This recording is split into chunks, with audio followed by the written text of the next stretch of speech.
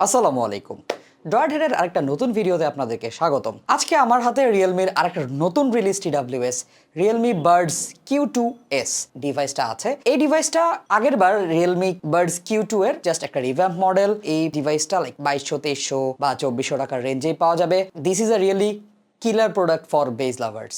শুরুতে ধন্যবাদ জানাতে হবে মোশন ভিউকে for sending us this review unit. আপনি এই ডিভাইসটা 3 মাসের অফিসিয়াল ওয়ারেন্টি সহ মোশন ভিউয়ের যে কোনো আউটলেট, তাদের দারাজ স্টোর, তাদের ওয়েবসাইট, ফেসবুক ইত্যাদি জায়গা থেকে পারচেস করতে পারবেন। তাছাড়াও বিভিন্ন জায়গায় বিভিন্ন প্ল্যাটফর্মে অফার চলে মোশন ভিউয়ের প্রোডাক্ট নিয়ে, মোশন ভিউ অফার টফার দেয়। সেক্ষেত্রে আপনি কিন্তু এই জিনিসটা 2000 থেকে 2200 টাকার মধ্যে পেয়ে যেতে পারেন। তো সেক্ষেত্রে আমার কাছে মনে হয় one of the best TWS, যেটা বেজ লাভারদেরকে টার্গেট করে বানানো হয়েছে।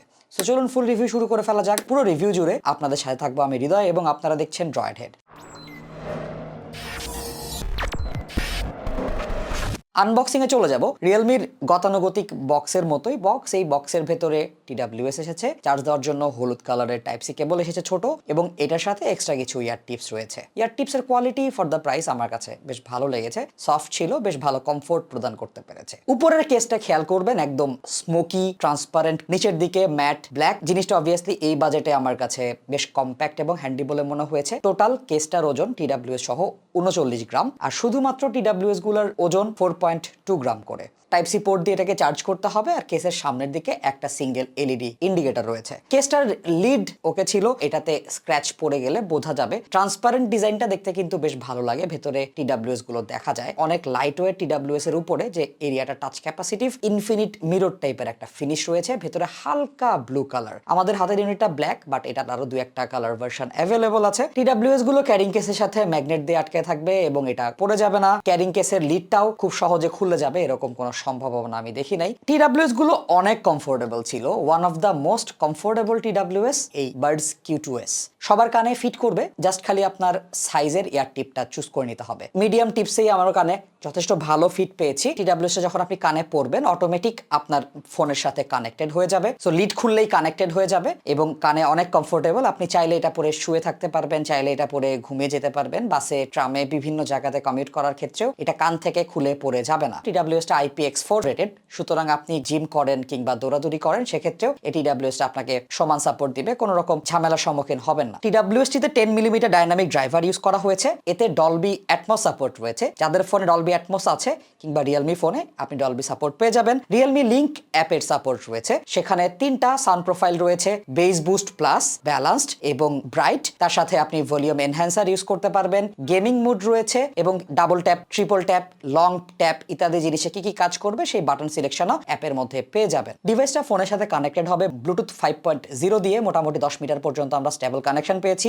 এসি এবং এসবিসি দিয়ে ফোনের সাথে কানেক্টেড হবে। কোনো হাই রেস কোডেক এখানে নেই, এসি এসবিসি ভরসা। তবে এটার মাইক্রোফোনটা ইএনসি টেকনোলজি ইউজ করে আপনার ভয়েস পিক আপ করবে। এটার মাইক্রোফোন কোয়ালিটিও ফর দ্য প্রাইস আমাদের কাছে খারাপ লাগে নাই। নর্মাল ফোন কল, কনভারসেশন ইত্যাদি চালিয়ে নেওয়া যাবে অনায়াসে। আমাদের ভিডিওর এই পোর্শনে আপনি এটার মাইক্রোফোনের আউটপুটটা পেয়ে যাবেন। আমি এই মুহূর্তে রিয়েলমি বাডস Q2s এটা দিয়ে কথা বলছি।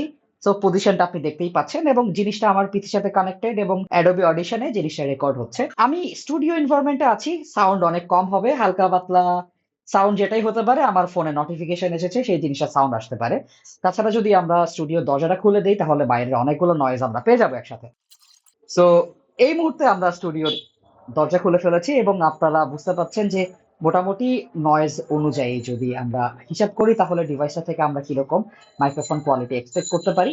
এই ডিভাইসটা ফাস্ট চার্জিং সাপোর্ট করে। মাত্র 10 মিনিট চার্জ দিলে আপনি এখান থেকে 3 ঘন্টা প্লেব্যাক টাইম পেয়ে যাবেন। এটা একটা পজিটিভ সাইড। লাস্ট ভিডিওতে আমরা রিয়েলমির এয়ার 3 নিওর রিভিউ করেছিলাম, ওইটার থেকে এটার চার্জিং আরো ফাস্ট। বাডস গুলো থেকে 7 ঘন্টার কাছাকাছি ব্যাটারি ব্যাকআপ পেয়েছি। এটাও ডিপেন্ড করবে আপনার লিসেনিং ভলিউমের উপরে। আর পুরো সেটআপ থেকে আমরা প্রায় 28 ঘন্টা ব্যাটারি ব্যাকআপ পেয়েছি, যে জিনিসটা আমার কাছে স্ট্যান্ডার্ড বলে মনে হয়েছে। সাইডের দুটো এরিয়া দেখতে পাচ্ছেন, এগুলো টাচ ক্যাপাসিটিভ এরিয়া। এই এরিয়াতে ডাবল ট্যাপ, ট্রিপল ট্যাপ অথবা লং ট্যাপ করে এটাকে আপনি রেজিস্টার করতে পারবেন। 88 মিলি সেকেন্ডের একটা গেমিং মোড রয়েছে যেটা আপনি অ্যাপ থেকে ট্রিগার করতে পারবেন, কিন্তু 88 মিলি সেকেন্ডের ল্যাটেন্সি হয়তো খুব বেশি না যেটা আপনাকে কম্পিটিটিভ গেমিংয়ে অ্যাডভান্টেজ যোগাবে, বাট আপনি আপনার কাজ হয়তো চালিয়ে নিতে পারবেন। 10 মিলিমিটার ডায়নামিক ড্রাইভার, এটা বেস বুস্ট করে টিউন করা হয়েছে, যেটা আমরা বেসিক্যালি কানে পরে প্রথম গানটা প্লে করেই বুঝতে পেরেছি। আমরা শুরুতে ব্যালেন্স প্রোফাইল ইউজ করেছিলাম। ব্যালেন্স প্রোফাইলে বেজের আধিক্যর কারণে অন্যান্য সিম্বল, হিট, ট্রেবলের কিছু এক্সটেনশন বাদ পড়ে যায়। এটার বেজ অনেকটা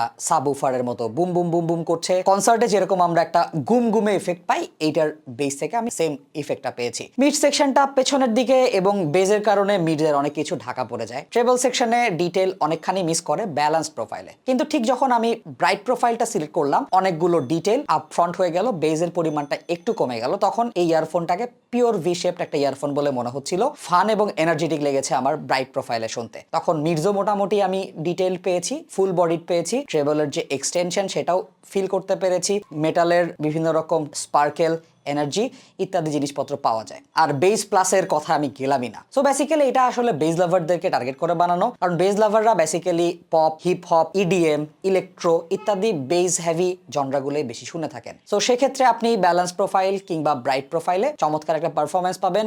বেজের ইম্প্যাক্ট, বোল্ডনেস এবং ডিপনেস এটা আপনার ভালো লাগবে। তবে আমার কাছে ব্রাইট প্রোফাইলে এই ইয়ারফোনটা বেশি ভালো লেগেছে। সাউন্ড স্টেজ মোটামুটি বড় ছিল, একদম রিয়েলমি বাডস এয়ার 3 নিও টাইপের সাউন্ড স্টেজ প্রোভাইড করতে পেরেছে। লেফট রাইট চ্যানেল সেপারেশনও মোটামুটি আমার কাছে ভালোই লেগেছে। রিকমেন্ডেশনটা এরকম করেই করতে হবে যারা আসলে বেস পছন্দ করেন, যারা ডিরেক্টলি আইসা জিজ্ঞাসা বলবেন যে ভাই আমি বেস লাভার, বুম বুম বেস পছন্দ করি, তাদের জন্য Q2s এটা একটা আদর্শ ইয়ারফোন হতে পারে 2000 থেকে 2500 টাকার রেঞ্জে। যেহেতু কিছুদিন আগে আমরা রিয়েলমির আরেকটা TWS রিভিউ করেছিলাম, তার সাথে এর কম্প্যারিজনে আমি একটা কথাই বলতে পারি, এই ডিভাইসটা ব্যাটারি ব্যাকআপের দিক থেকে একটু এগিয়ে যাবে এয়ার 3 নিওর থেকে, এবং কমফোর্টের দিকেও একটু এগিয়ে যাবে এয়ার 3 নিওর থেকে। বাট এয়ার 3 নিও কাইন্ডা এর থেকে একটু লাইক ম্যাচিউরড প্রোফাইল ছিল, বাট এটা একদমই বেস সেন্ট্রিক। যদি আপনি বেস পছন্দ করেন গো ফর দিস, আর যদি আপনি লাইক আরেকটু ম্যাচিউরড সাউন্ড চান, আরেকটু লাইক ভার্সেটাইল সাউন্ড চান, সেক্ষেত্রে এয়ার 3 নিও আরেকটা অপশন। সো বেস লাভারদেরকে আমি এটাই নিতে বলবো। আশা করি আমাদের ভিডিও আপনাদেরকে একটা প্রপার ইনসাইট দিতে সক্ষম হবে। আমাদের চ্যানেলটিকে যদি হেল্পফুল বলে মনে হয় অবশ্যই সাবস্ক্রাইব করে আমাদের সাথে থাকবেন। দেখা হবে নতুন কোনো ভিডিওতে। সে পর্যন্ত সবাই ভালো থাকুন, সুস্থ থাকুন। আসসালামু আলাইকুম।